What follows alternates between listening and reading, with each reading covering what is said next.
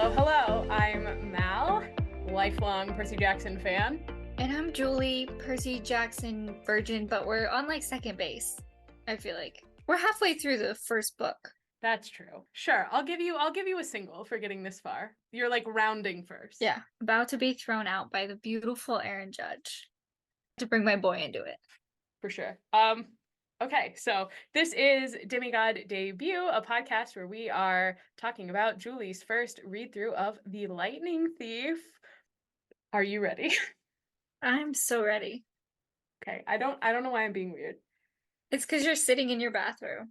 Yeah, I feel like it was the panic of trying to find a place to record because of the stupid buzzing sound outside my window. My roommate keeps describing it as the world's tiniest plane taking off, but it's more like it's high pitched and it's annoying, and I literally did not notice it until I was going through the sound from the last episode, and I was like, what is that buzzing sound? It's like, oh no, it's me. But yeah, so now I'm in the bathroom with a lamp and with blankets draped everywhere to control the echo because I'm a committed girly. Beautiful. And I'm a problem solver. All right, so this week, well, today at work, probably, you read chapters 10 through 12. Yes, I did. All right, so anything else to share before we get into chapter 10? Chapter 10 was so long. I was like reading it in the morning before I actually had to start work, and I was like, oh my god, how many pages? I'm used to it being like 10 pages a chapter, and I was like, Jesus, come on. Was it? Because I think I wrote down the least amount of stuff for chapter 10, but also, like, there's just so much information dumping that they are doing on you at the beginning of this book that I never even realized until I was going back to it. I'm like, oh my god, when are we gonna get to the good stuff? But yeah, they really dump the info on you. It felt like a lot of mythology in this chapter. Yeah, that probably feels right. Yeah, all right. So, chapter 10, I ruin a perfectly good bus. So, it starts with Percy packing for his quest, and so he brings just a change of clothes, a toothbrush, and $100 in mortal money. And like, okay, this was 2005, and inflation is rampant and all that, but even in 2005, $100 would not get them that far. Like, I Googled it, I put it in the little inflation calculator, which I don't know how accurate it was, but it said that $100 then would have the same purchasing power as $157 today. This is Joe Brandon's America. Exactly. I swear to God, I'm further left. I'm not a conservative. I promise. Well, I mean, is anyone a fan of Biden? Like, even like not very left Democrats? Oh, there are some people. It's like white women in their 40s. Like, they love him. I hate that. I hate that so much. Anyway, this is a new record for how quick that we've gotten political. So proud of us. Yeah, I love it. I'm poisoning it. No, it's good. That's the unique perspective that you bring to this. So $157 in today's money. Mm-hmm. And I know you probably take more trains than I do coming, from Pennsylvania to New York occasionally, but the times that I've gone places like on an Amtrak train or like a bus in New York, like I've never spent less than like $80 a ticket. And like there's 3 of them. Like they could not pay for bus tickets for all of them with this $100. So, and there is really no point to get into this argument, but I'm just kind of like, if you're trying to save the world, you'd think that you would at least give them a little bit more than $100. And I mean, I know immediately in this chapter, all their stuff gets blown up and they like lose the money anyway, so it doesn't matter. But I also am just why are we sending 3 basically 12-year-olds? I mean, I know Grover is not, but you're just leaving them to fend for themselves with $100, and that doesn't sit right with me. Well, don't you think that the train tickets would also be cheaper back then? Probably. Just in the time between I lived in New York and now, so that's what, 3 years? Yeah. ish. When I would travel home, it was $65 one way. Now it's like 80 to 90, $100 for a one-way trip. And that's just in 3 years. So it could have been much cheaper to buy train I mean, tickets. when you lived here, it was also more of the height of a Pandemic. pandemic. I mean, I know it's still a pandemic. Hey, 9/11, maybe the tickets were cheaper around there. And check, she brought up 9/11. That's like checking both our boxes. Getting political, Yeah. 9/11. We're like a paragraph into the first chapter. Those are my calling cards. That's what I bring to the table. Anyway, It's fine. Anyway, um, so the other thing that they get 20 golden drachmas, which Percy describes as being as big as Girl Scout cookies. And I just want to know like what kind of Girl Scout cookies he's comparing these to, because there is a difference between like Thin Mints and the big like thanks a lot shortbread ones that have the chocolate on the back, which I think they discontinued. I don't recall those. Ugh, they were so good. It was just like a shortbread cookie and it said like thank you in different languages and the back was dipped in I chocolate. don't think they had those when I was a Girl Scout. Well, I did find out that there are different cookies, like different cookie suppliers, depending on where you are in the country. So, like, there are different, Oh, I don't know if it's different varieties of it might be both, like different varieties of cookies, but then also like cookies like Thin Mints taste different depending on where you are. really? I feel like I heard that, and maybe I'm spreading misinformation on this Yeah, maybe you podcast. are. I think I've already spread misinformation because I think I said that Hermes' caduceus wasn't the medical symbol, and it is. He's not the god of medicine, but his caduceus is the medical symbol, and I think I said that it wasn't, and it is. We're correcting the record now.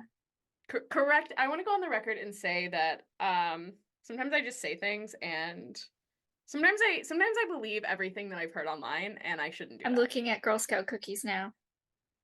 Why are there two different lemon cookies? Lemon flavored cookies. Who likes lemon flavored cookies? There's a new lemon flavored cookie because I know the There's like lemonades. Yeah, then there's lemon ups. Huh.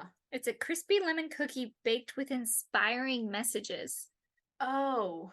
Oh, that's probably what they replaced the thanks a lots with. Let me Toastier? Yummy toast-shaped cookies full of French toast flavor and dipped in delicious icing. That sounds good. Thin Mints and Dositos and Samoas are my go-to. Microwaving Samoas in for 10 seconds.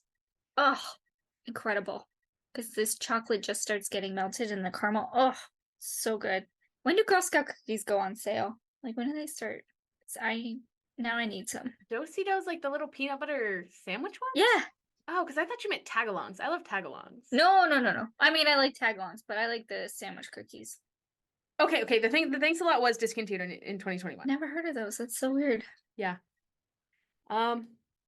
Anyway, point being, they were like big, and Thin Mints are like. I'm assuming Thin Mint size. That's like the classic Girl Scout cookie.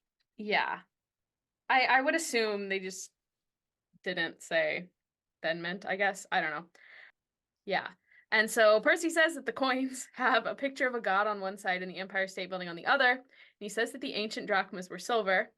And that is true. When I was in Greece this summer, I got a little like necklace pendant that I wear all the time that is like an ancient silver drachma, which I love because it is a Percy Jackson reference. And I actually have had students kind of clock what it is and be like, is that a drachma? Do you like Percy Jackson? And then I get to talk about Percy Jackson with a preteen, and that's always a good time. Ooh, I also today I had a student, because I've been doing this like sticker thing for the 5th graders, and like they can earn a sticker at the end of class and whatever, but I had one little girl, she was like, oh, you should get Percy Jackson stickers, and that was all the convincing it took. They're coming tomorrow. You can get a pack of 50 for like $4 on Amazon, just FYI.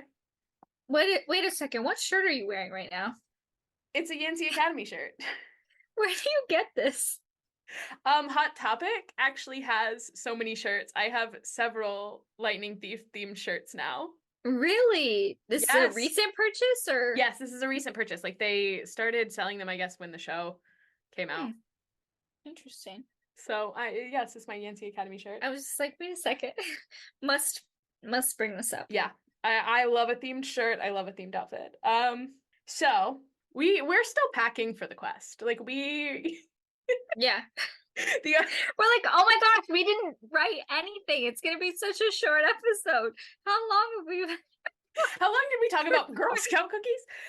Yeah. So the other thing that they get ambrosia and nectar for healing, which is like what Percy was getting when he was recovering from the Minotaur fight. And they can't have too much of this or they will burn up. Annabeth is bringing her hat and her bronze knife, as well as a book on famous classical architecture because she is a nerd. And Grover has his fake feet and pants, so he looks like a human, and he's got a backpack full of scrap metal and apples to snack on, and some reed pipes on which he can play two songs, Mozart's Piano Concerto No. 12 and Hilary Duff's So Yesterday, both of which I would say are equally iconic contributions to music history. True. It's also like as much because the author has said like, oh, I didn't want to like date these books. I wanted to make them to where they could take place at any time. But the Hilary Duff just ages this and like plants it firmly in 2005. Like her singing career did not go far enough. I know. Now I want to go listen to Hilary Duff. Then again, I'm like looking at this, and the further away you get from Hilary Duff's singing career, like the funnier it is that he knows this on the reed pipes. It's true. So I don't know. Maybe that was the intention. I don't know. So they hike up the hill to the quote tree that used to be Thalia, daughter of Zeus, where Chiron is waiting with Argus, the dude from like chapter 5 who had eyes all over his body. And Luke comes running up, and Annabeth blushes, quote, the way she always does when Luke is around. And Luke gives Percy this pair of basketball shoes, and he says kind of the magic word Maya, and wings pop out of the side. Luke says he hopes that Percy will get some use out of these because they served him well when he was on his quest. And Percy said that getting this gift made him blush, quote, almost as much as Annabeth, which actually this is just the start of the bisexual Percy arc. Rick Riordan may not agree, but he is wrong. And that's all I have to say about that. And so Luke pats Grover on the head and he hugs Annabeth. And once Luke leaves, Percy says, you're hyperventilating. And I love her, but girl, get it together. Get a grip, sweetie. Stop thirsting over the white man. I mean, like, not that Percy is not also written as a white man, but he's different. He's built different. Bummer thing though, Chiron tells Percy he can't use the shoes because flying in any capacity isn't a good idea, so Percy gives them to Grover. And Percy kind of starts wishing he also had a magic item, and Chiron gives him a pen. It's an ordinary looking ballpoint pen that probably costs like 30 cents, and Chiron says it's a gift from his father. And Percy realizes it's the same pen from the Met that had become the sword that he used to kill Mrs. Dodds, and so he uncaps the pen and he's holding the sword, and he says that it's the first sword that actually feels balanced in his hand. And he's told that the sword has a long and tragic backstory and is named Anaklusmos, I believe is how you pronounce that. Whenever I was a kid, I just kind of said Anaklusmos in my head, as I did with a lot of things. Or Riptide, which is easier. And it's made of celestial bronze, so it won't hurt mortals, just demigods and monsters. And Percy, much like me, cannot keep track of pens to save his life, but Chiron says the pen is impossible to lose because it will always return to his pocket. And for me, that would actually be the problem. Were we still living together when I accidentally washed a pen in my pocket and then I had stuff soaking in the bathtub for like 3 days trying to get the ink out? I can't remember. Like, I know the story, but I can't remember if it was because we were living together or you told me afterward. Yeah. Well, because that's always my thing. Like, whatever pen I am using at school, like whether it's an expo marker, whether it is a flare pen, whether it is just some cheap little ballpoint pen or like a mechanical pencil I picked up off the floor, like it comes home with me in my pocket and it does not return to school. And if I do not intentionally like check my pockets at the end of the day, like pens get washed.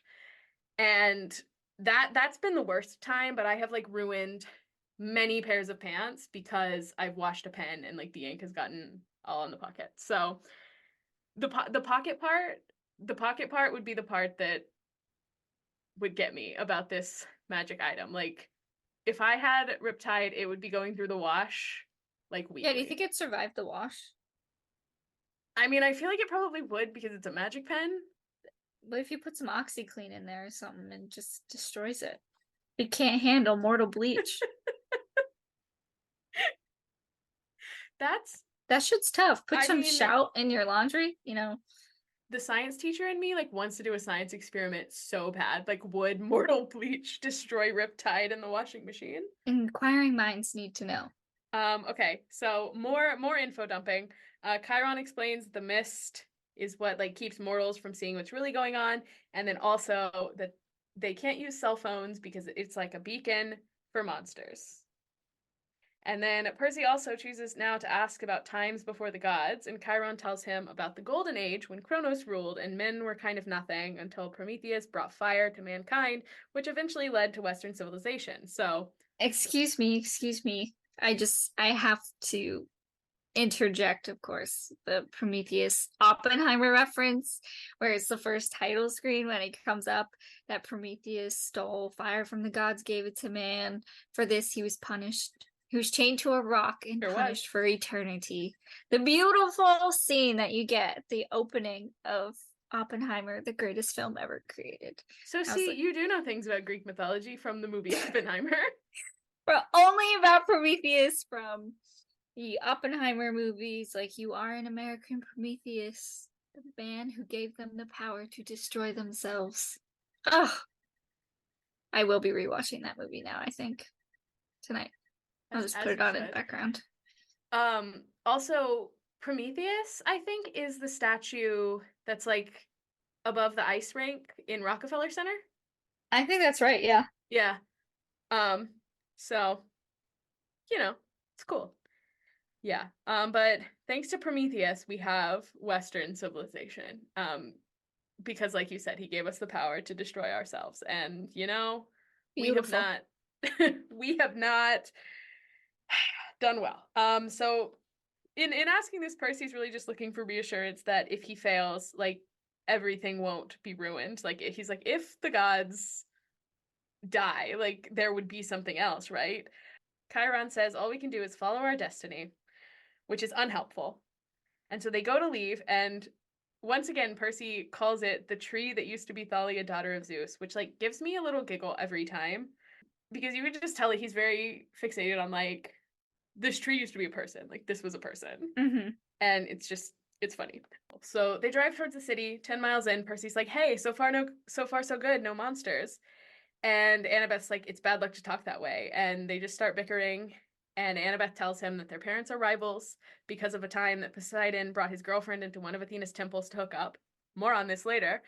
And then they competed to be the namesake of Athens, which is obviously not called Poseidon's, because he made a saltwater spring and she made an olive tree. And they did tell us this story when we went to the Acropolis in Athens, and I was being very annoying the entire time I was there. And I just want to give a shout out to my friends that tolerated me because I was insufferable.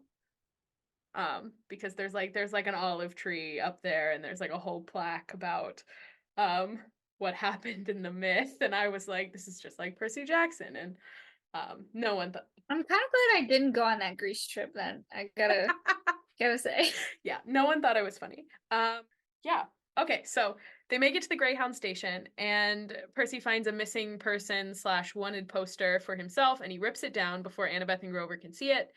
Percy thinks about how close he is to his mom's apartment, and he thinks about like Gabe being there. And because he can read emotions, Grover asks if Percy wants to know why his mom married Gabe, and he says that the smell of Gabe has been hiding Percy from monsters for years because he smells so repulsively human. And Percy thinks about how he's grateful that Annabeth and Grover are there, but he feels kind of guilty because he's not on this quest for the bolt at all, but to save his mom. And no one is surprised. No one is surprised by that. Like, they wait for the bus. They play hacky sack with an apple, and Percy says that Annabeth is incredible. And this is like the first like positive thing I feel like he said about her. But it also made me think of like middle school courting rituals and the way that like if you were really good at sports, like Mm-hmm. you would get a boyfriend. And so I was just like thinking about like, oh, she's so good at hacky sack. Like, I really just want to awkwardly walk her to class every day and then like very much not dance with her at the school dance because like she's so cool and she's so good at hacky sack. I don't know. Love your middle school boy voice. Yeah, that's my middle school boy voice. And actually I was just describing my own middle school not boyfriend, and he was my not boyfriend because I wasn't allowed to have a boyfriend. But he did walk me to class every day, and we did go to the dance together, and not dance at all. Like, I just danced with my friends, and we like very much never touched each other. And Is he gay? Is he gay now? he's not. He's actually married to a woman. Oh. Me, however, I look back on this and I'm like, oh, that makes sense. But you know, very respectful of him to like not, I guess, force himself on a 14-year-old girl who was like very much not into it. Low bar, but yes, it's teenage boy. Or The bar is a tavern in hell. yeah. All right, so after their little hacky sack game, they hit it too close to Grover. Grover eats it, and all I can think about is how bruised that apple must be. I hate eating bruised apples. Like now as an adult, when I buy my own fruit, I will like feel up the apple to see like get the least bruised one. And then because apples cost money, if there are bruises, I will still eat it. But like as a kid, I would like cut off the bruised part. I cannot stand a bruised apple. And I know he also eats metal, but like the bruised apple is really just a sticking point for me. I don't know. I guess it doesn't bother me much. I really like a bruised pear. I actually prefer them to be very mushy. Yes, because pears are too hard. I don't know, like there are certain texture things. Like I also cannot stand French toast. I know. How would I not know this about you? Yeah, I don't like French toast. Something about the texture of like the eggs with the bread, I can't do it. Oh, stuffed French toast though, with like Can't do it. cream cheese frosting in it. Oh, so good. I'm just making myself hungry. Okay, so after Grover eats his nasty ass apple, he starts acting weird, like he smells something, and he says maybe it's nothing, but Percy also kind of starts looking over his shoulder, and turns out it's lesbian icon Mrs. Dodds again. So she gets on the bus, this time with the other two Furies, and they, for some reason, announce, all three of them, I have to go to the bathroom. Like that's a normal thing to do. But also me, my like anxious self, sometimes when I like am doing something that's like I'm trying to come up with a cover for like something that I'm doing that's not what I'm actually doing. Like I feel the need to like over explain myself. So I'm like, I get what they're doing, but also now that you said that, I'm going to like think about that every time like you start explaining way too much about something. I was like, what is she hiding? What is she actually about to do? You just outed yourself there. I just told on myself. What kind of, I don't really do sketchy stuff though. No, it's just probably embarrassing. Yeah. Which makes it more entertaining for me. Okay. So they announce that they need to use the bathroom, and so they start heading towards the back of the bus. Annabeth tells Percy to take her hat and get out of there since he's the one that they're going to be looking for, so he does. The Furies start hissing at Annabeth and Grover. They're like, where is it? And Annabeth says he's not here, and Percy decides to grab the wheel of the bus and yank it to create a distraction. He also pulls the emergency brake. And so the bus stops. Percy looks out the open door, but decides he's not going to leave his friends, so he takes off the cap. Mrs. Dodds tells him, you've offended the gods. You have to die. They fight. Percy tells them to eat his pants in Latin. Lots of good stuff here. Thunder shakes the bus, and Annabeth's like, we got to get out of here. And they do just in time for the bus to get hit by a bolt of lightning. They run into the woods, get away, and that's the chapter. So really, I ruin a perfectly good bus is not an accurate description because Zeus ruins a perfectly good bus with a lightning bolt. Yeah, it's his fault. Excellent. Thoughts on anything we didn't already discuss? No, I got my Oppenheimer reference in there. That's really all I wanted to do. I was like, Thank God for that one. It's like that was my entire personality for about 3 months. 3 months up until now, and also including now. Well, it's less my personality now, but like since it came out, actually beginning of July when I started reading the book, and then up until like they took it out of theaters, I was going to see it like at least 3, 4, 5 times a week. Oh my God. Sometimes twice a day. There are multiple times I saw Oppenheimer twice in one day. Okay, chapter 11. This is the one that I wrote a lot for. So chapter 11, we visit the Garden Gnome Emporium. And before we get into the chapter, I want to bring up your prediction. Fuck garden gnomes. Yes. By the way. Before I want to bring up your prediction from last time because you said it had big Oklahoma vibes. And I really love the faith that you had in these children that like they would be in Oklahoma within 2 chapters. Like they're barely in Jersey. So Percy starts the chapter off saying, in a way, it's nice to know that there are gods out there because then you have someone to blame when things suck. So they're walking through the woods somewhere in New Jersey and they're never going to make it to LA. Musical reference for you. They've lost everything, the money, their food, their clothes. Grover laments his like perfectly good bag of tin cans. Annabeth blames Percy for coming back, saying that they would have been just fine, and Grover says, yeah, sliced like sandwich bread, but fine. And Annabeth tells Percy she guesses that it would suck for him if he died, but it would also really suck for her because the quest would be over and this is her one shot to see the world. Once again, my queen with 0 social skills, Annabeth Chase. Like, she just does not know how to act, and I adore her. Annabeth starts telling Percy that something was kind of funny on the bus, and she's interrupted by Grover playing his little reed pipes, trying to play a Find a Path song. So she doesn't get to tell Percy what was funny about what happened on the bus.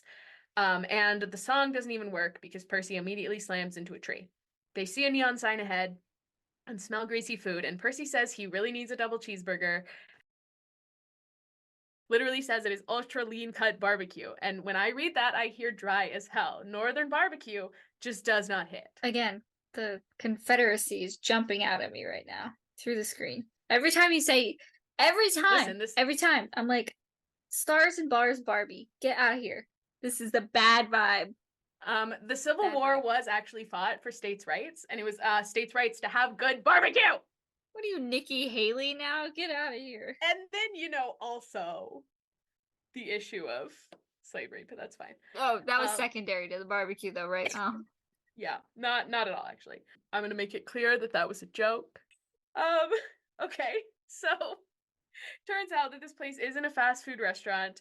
It is a roadside curio shop with a red neon sign that Percy and Annabeth both cannot read because they are both dyslexic, as are all demigods. My name's Jared, I'm 19, and I never fucking learned how to read.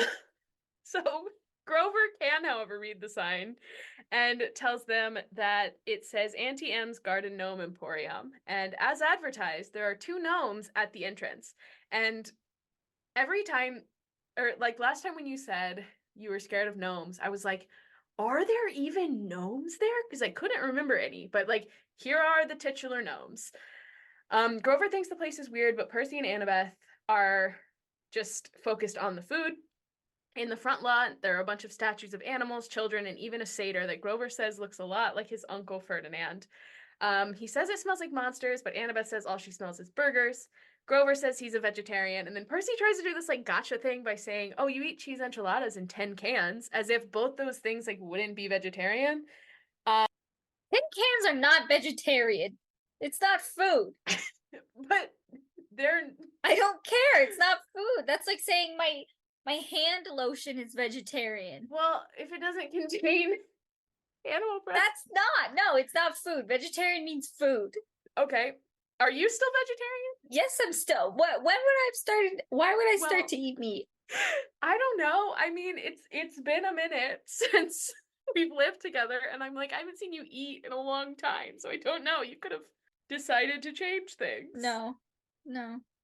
Okay, so the door opens, and they're greeted by a woman who Percy says he assumes is Middle Eastern because her whole body is covered, including her face. And this is kind of racist here. But again, post 9/11. Yeah, I'm like, this is right, post 9/11, and also this is one of the things that you kind of have to go 2005 and move on, because they did like update this in the show. So I'm choosing to believe that we are learning from this not so great choice. So she asks where their parents are, and Percy says they're orphans who got separated from their circus caravan. He is just like me, over-explaining. Rule number 7, always be specific when you lie. I mean, true. But it's also like, it doesn't feel like a good lie to me. And Annabeth tells him his head is full of kelp. I'm with her on that one. There are more statues inside, and Percy notes that they're all life-size, so you would need a pretty big yard to fit one of them. And then he goes back to thinking about food. He says he barely notices Grover's whimpers, or the way the statue's eyes seem to follow him, or the way that Auntie M locked the door behind them. And the last one, I don't really think locking the door is a red flag. Like, anytime anybody comes over, I'm locking the door. Like, that's just feels like a thing that like a woman who lives alone would do. Like, you would lock the door. But this isn't our house. It's like a public place, you know? It's like a store or something. It's like a business. Okay. So maybe I'm just an idiot. Well, there is that. And maybe I'm thinking the show has really I'm going to stop bringing up the show until you've watched it, I promise, at some point. But like in the show, they like go into her house. So maybe that was coloring my. You're thinking about the show. Yeah, I was like, it doesn't feel weird that she would like lock the door. It's her house. But I guess it's not her house. So they eat, and some suspicious things happen, like Auntie M calling Annabeth by her first name, despite them never introducing themselves, and Grover asking what's that hissing noise, and her brushing it off as the deep fryer. Yeah, you can immediately tell who she is. Right, okay. As soon as they describe like the one girl who got frozen, like she looked terrified, immediately you knew that she had turned that little girl or whatever into stone. And then, oh, what's that hissing? Like, it's so obvious. So obvious, which I get. It's like a children's book. So I'm not patting myself on the back, but I'm also like, can you give me a little bit of air of mystery or something? And see, I wish I remembered my first time reading this, because I don't know if I picked up on it. Like, I can't remember if I picked up on it, but I don't know that I would have, because I don't know if I knew who Medusa was. But yeah, I was gonna ask. I was like, okay, come on, like you have to be picking up on this, like very clear. Yeah, very clear. They're holding your hand, walking you over to the point. Yeah, they really are. And this also makes me think, like, Annabeth is supposed to be the smart one, and like I know she's really hungry, and it's kind of implied that they're like under sort of a little trance kind of thing, but it's like, sure, like they should have picked up on the clues. Like, I can understand Percy being kind of clueless, like he's new at this, but like Annabeth and Grover have been in this for so long, and the fact that they don't pick up on this is like, yeah. It's fine. So Percy notes that most of the statues look terrified, and Auntie M tells him that the face is the hardest part to get right. And she says she used to have two sisters who helped with the business, but they've passed on. She also says a long time ago she had a boyfriend, and a terrible woman wanted to break them up, so she caused a terrible accident. And this is when Annabeth like finally starts to piece things together, because she's like, we need to go. And Auntie M asks them if they would pose for a picture, and Annabeth says no, but Percy's like, what's the harm? The harm is getting turned to stone, Perseus. Get out of there. They go outside. Percy's still kind of under her spell, so Annabeth has to like push him off the bench to get him to look away as Medusa like reveals herself, and Grover realizes that the statue is his Uncle Ferdinand, which R.I.P. to Uncle Ferdinand. Medusa tries really hard to convince Percy to look at her, and she tells him not to be a pawn of the gods, and like things would be so much easier if he was a statue. And she said Annabeth's mother did this to her, so she must destroy her, but Percy could have much less pain as a statue. And Grover uses his flying shoes to try to whack Medusa with a branch, and Annabeth tells Percy he has to cut her head off because he has the better weapon to do it, and also because like Medusa isn't going to let her get close enough to do it. And so she gives him this like green glass sphere thing to look at her reflection in, and Percy approaches and eventually cuts off her head. The head doesn't turn to dust, though, kind of same as the Minotaur horn, because it is now a spoil of war, and it can still turn people to stone, which is cool, but also pretty badass. Freaky. They go back inside, and Percy says, oh, we have Athena to thank for this?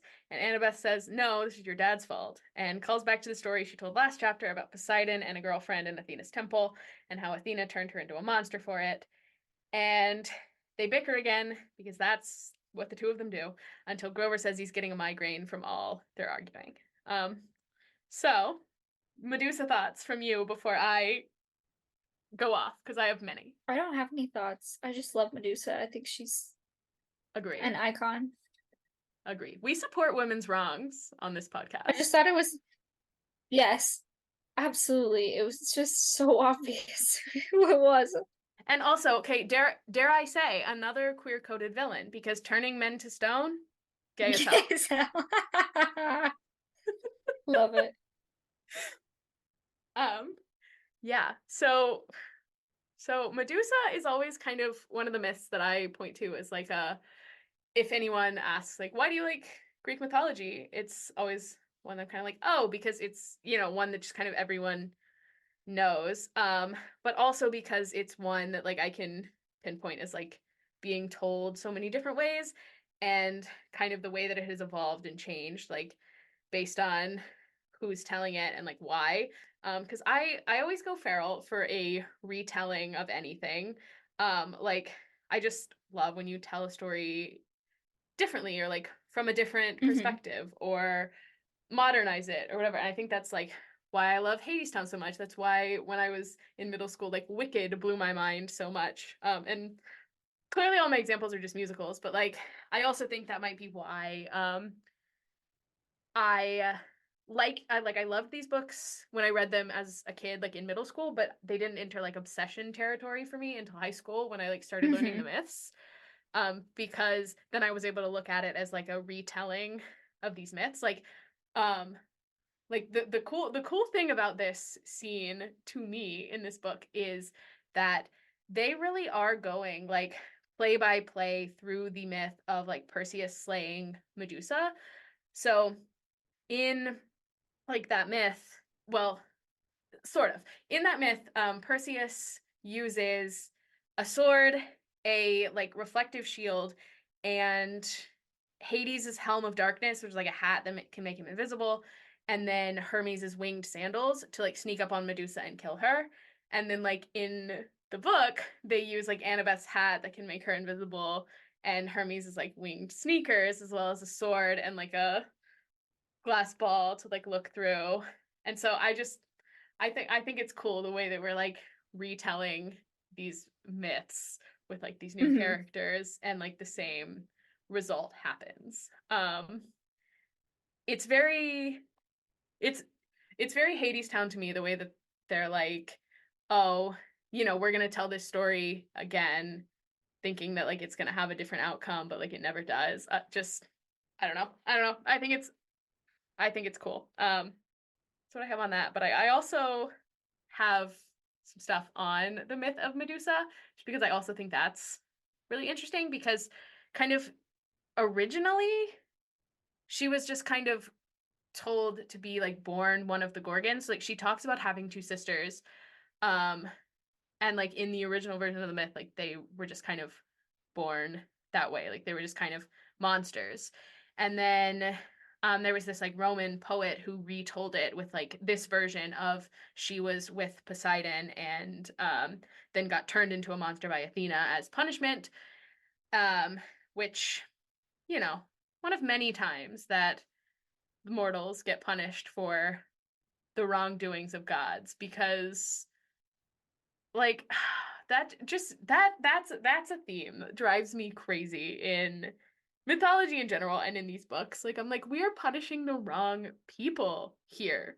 But that's a separate tangent. And then, I also like kind of the feminist, like modern retelling, where Medusa's kind of become this like symbol of female rage, and um people kind of tell the story as like this relationship with Poseidon may not have been as consensual as originally said, and so Athena like turned her into um this monster so that she could protect Oh, herself from like wow. men who wanted to take advantage of her. And I don't know, I think it's cool that like you can take this same story and change things about it to kind of change the story, and like still have the same outcome, but like look at it from different lenses, and just so cool. um then you can also dig into this, the Freud of it all, because Freud had this. Oh god. Not Freud. I know I know Freud had this like essay that was published, I think, after his death, and it was like all about how the myth of Medusa is like a reflection of a man's fear of castration, and how like the fear that a man gets looking at Medusa is actually just like a metaphor for the like way that a man feels like seeing an adult woman's like genitals for the first time, and like the snakes are like pubic hair, and the like turning to I really think Freud was just gay. yeah, but the like turning to stone is like essentially getting an erection. And then but then there's like a whole thing that's like the first like woman's genitals like a man would probably see, or like that of his mother, and I'm like, What? what? Like it's all about like, Ugh. and I don't like to think too hard about Freud, because then I just start getting a headache, because I'm like, I was like kind of with you, I guess, until then you started like talking about how it's like his mom, but also then you're talking about the like, That's all Freud. That's literally all Freud. also, no, I know that's all Freud, but I'm just like, dude, can we not? Can we not? Um, but I don't know. That yeah. So that's what we got on that. Yeah. Anything else about No, no, I think we should end it with the Freud talk. okay. Yeah. The Freud thing is just ugh. I Disgusting. I don't wanna talk about that. Um Great. So on that note, Percy's just kind of pissed about this whole encounter, and he's mad at Annabeth and like mad at the situation, and he thinks how he doesn't want to be a pawn of the gods. So he gets a box, packages up the head, addresses it to Mount Olympus with best wishes, Percy Jackson. Icon behavior. Icon shit.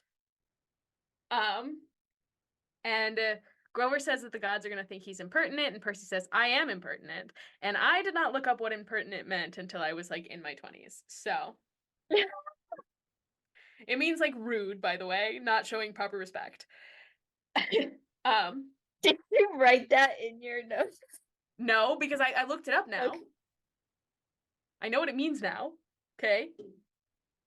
But like this is another thing that's interesting to me, because like in the myth of Perseus, Perseus does, I mean, he uses the head as like a weapon for a little while.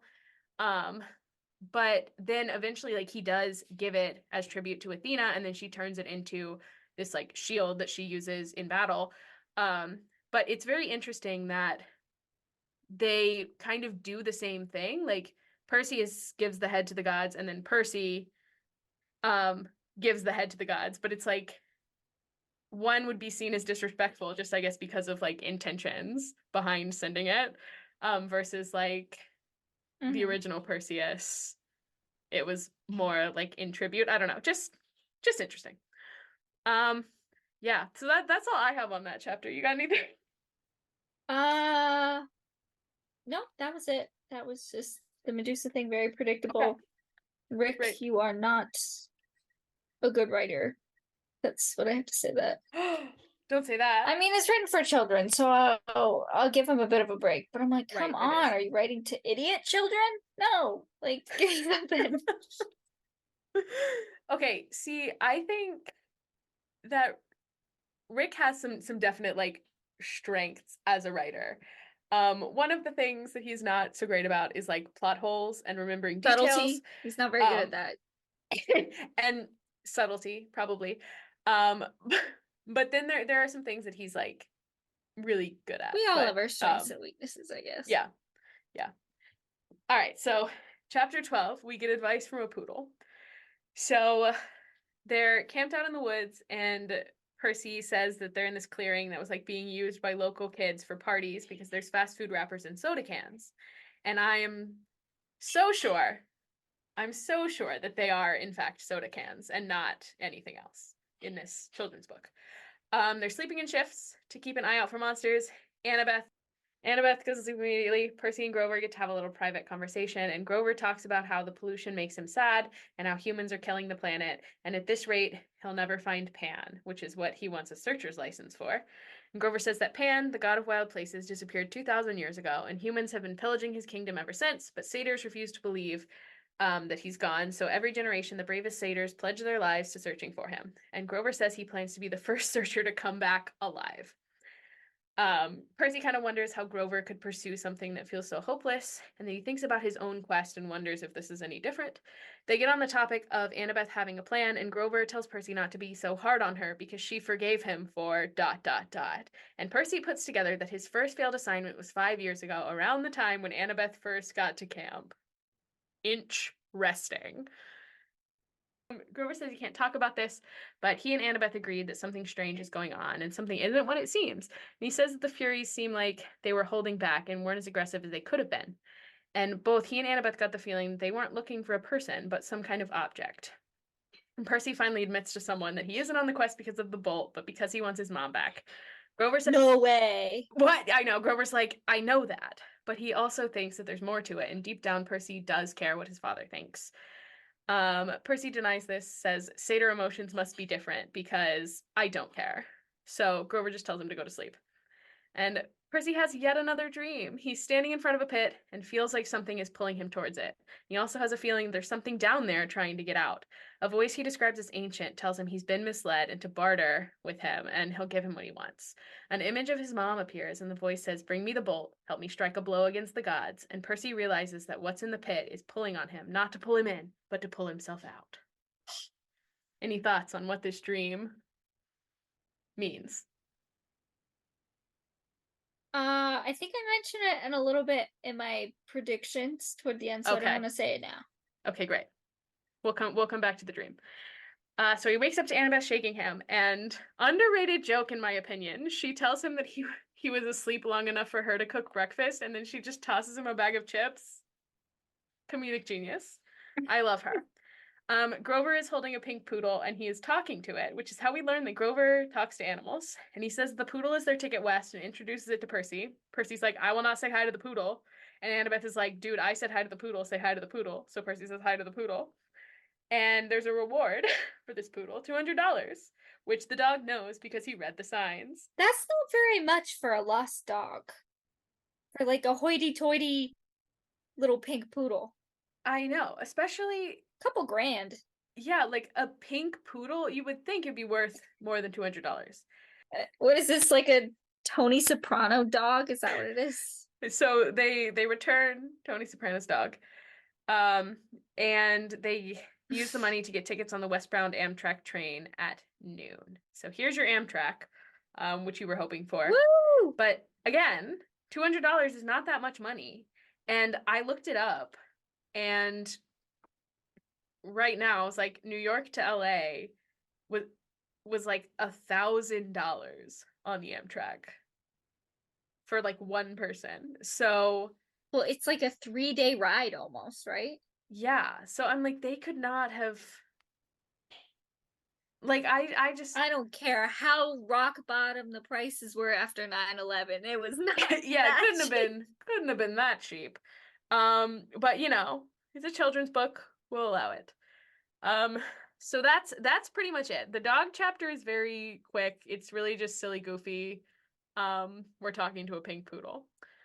So okay, so let's go back to the prophecy. Do you have any updated predictions on the prophecy? I know you didn't really care about the first Yes. 2 lines. Okay, great. Yeah, I still don't care about the first 2 lines. Because honestly, I don't remember them. But I have now decided that Grover is going to be the one to betray Percy. And it's going to have something to do with him wanting to become a searcher and trying to find Pan or Pon. I think that would really hurt, but I think that's the only reason that Grover would maybe betray him. Interesting. I don't think him and Annabeth are that good of friends yet for her to betray him. That is accurate. They really just fight. Yeah. Cool. So you said you had a dream prediction. Well, not a prediction. Well, or just like thoughts on the dream. Well, it has to do with guessing the chapter titles for next week. Oh. Yes, so I have one more point before this. Okay. I do think there's going to be some Amtrak slander coming up, which I will not stand for. I will have thoughts. I think something bad is going to happen on the 66-hour train ride that it is from New York to Los Angeles. And despite the fact that rail travel is superior to any other form of travel. And I will stand by that. Oh, I agree. But also, there's lots of opportunity for things to go wrong. I think it'll be an interesting trip, but no Amtrak slander allowed on this podcast. We love Amtrak. Unless they even if one of them dies, it's not Amtrak's No, fault. absolutely not. No, I don't care if an Amtrak conductor kills one of them. It's not Amtrak's fault. This is a pro Amtrak podcast. Yes. Okay. The only thing I agree with Joe Biden on. Go Amtrak. Cool. So is there anything you're wanting to see in the future, like in coming chapters? Not quite predictions, but like just some things you think you would enjoy. I really want to see Annabeth kick Percy's ass at something. I would love to see that. I don't know what, but like I want some more girl power in this. I don't care about Percy as much. Gotta be honest. Yeah. Love Annabeth. Okay, so chapter title predictions. Chapter 13 is called I Plunge to My Death. Yes, so I'm thinking maybe either an early entry into the underworld, but this is where it gets into his dream. That maybe it's somehow related to his dream with all those freaky little souls. I'm trying to remember why that image is so familiar with like the gray. It talks about like the gray, I assume they're souls. But I think it reminds, I don't know if I'm thinking of like the Hercules movie. Oh, maybe. Where that's how they depict the underworld or something like that. Admittedly, I haven't seen the Hercules movie, the Hercules Disney movie, and I don't even know how long. But that's the kind of vibes. That's also what I'm thinking of when I imagine this, is the Hades from the Hercules movie, because I love him. He's got blue hair. But yeah, I think so. I think if we're gonna do an early entry, that was maybe what that dream was. He's gonna, I don't know. I'd like to see him. I think he's gonna fall into the underworld or something. You're like, just plunge him into the underworld right away. Whoops. He like falls through a pothole or something. Okay. Chapter 14 is I Become a Known Fugitive.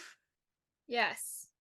So this either refers to the fallout from sending Medusa's head to the Mount Olympus. So all of the gods, not just Zeus, are pissed at him because they're like, what? Really, dude? Really? That's kind of rude. Or he does something on the train and he becomes a fugitive with the Amtrak Police Department, which is a real federal police department, by the way. Is they it? Yes, they have real federal legal authority. The Amtrak Police Department. So I'd like to see him get in trouble with the Amtrak cops. That's amazing. Okay, and then 15, a god buys us cheeseburgers. Yes. First of all, what about Grover the vegetarian? Like, what is he gonna eat? First of all, that was my first thought. A veggie burger.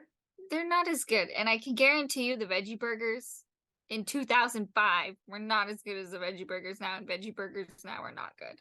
Like, you need like the fake meat stuff. I think it's gonna be Dionysus because I think he has a secret soft spot. I'd like him to buy them cheeseburgers. I want him to show up again. Interesting. That's what I got. Okay. All right. Fantastic. Well, we're more than halfway through, but still got a lot of book left to go. Next week is chapters 13 through 15. Very excited to, which are all excellent chapters. To get more into it, I guess, because we're over halfway through, right? Is that right? Yeah. Well, this is our 4th episode. We've got 4 more to go. Let's do it. For this book. Let's do it. Yeah. And I think all the ones we have left are banger chapters. I'm counting on it. I know, because we still gotta convince you to keep going. It's gonna be a hard sell, I gotta tell you. I know, it's gonna be a hard sell. Until next week. Until next week.